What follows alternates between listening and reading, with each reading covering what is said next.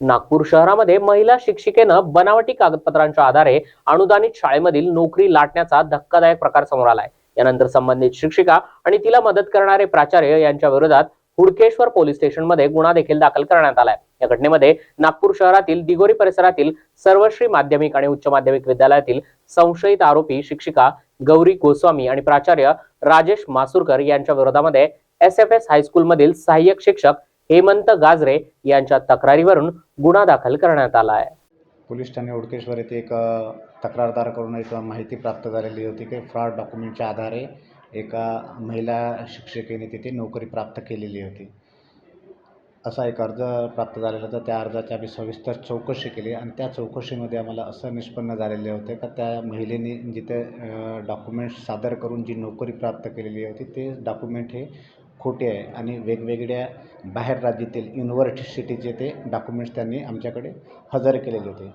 आणि त्या शाळेचे जे मुख्याध्यापक होते आरोपी त्यांनीसुद्धा त्यांना मदत केलेली आहे। त्यांनीसुद्धा पोलिसांच्या चौकशी दरम्यान दिशाभूलकेवरून वेगवेगळे डॉक्युमेंट्स वेगवेगळ्या राज्यातील युनिव्हर्सिटीचे आमच्याकडे दाखल केलेले होते।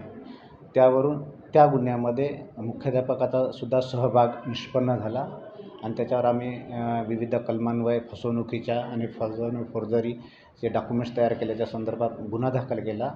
आम्ही आरोपीला त्याच्यामध्ये मुख्याध्यापकाला अटक केली आणि न्यायालयात हजर करून त्याच्याकडून 3 दिवसाची पोलीस कस्टडी रिमांड प्राप्त करण्यात आली आणि जे आम्हाला उपयुक्त कागदपत्रे आहे बनावट होते ते आम्ही जप्त केलेले आहे आणि पुढील तपास आमची API भलावी हे करीत आहे सदर गुन्ह्याचा। यामध्ये काही किती आरोपी अरेस्ट केले आहेत आणि याआधी त्या आरोपींवर कारवाई होती का आणि अजून यामध्ये कोण कोण सामील आहे काय सांगता? यामध्ये एक आरोपी मुख्याध्यापक हे अटक आहे आमच्याकडे। यामध्ये जी महिला टीचर आहे जिने फ्रॉड डॉक्युमेंट करून नोकरी प्राप्त केली होती ती या गुन्ह्यामध्ये फरार आहे। तिचा आम्ही शोध घेतो, तिला ते लवकरात लवकर आम्ही अटक करण्याचा प्रयत्न करीत आहोत।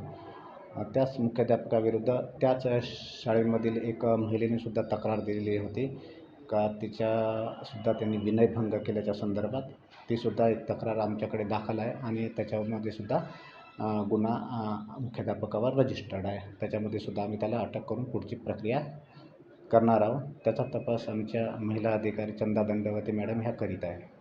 धन्यवाद।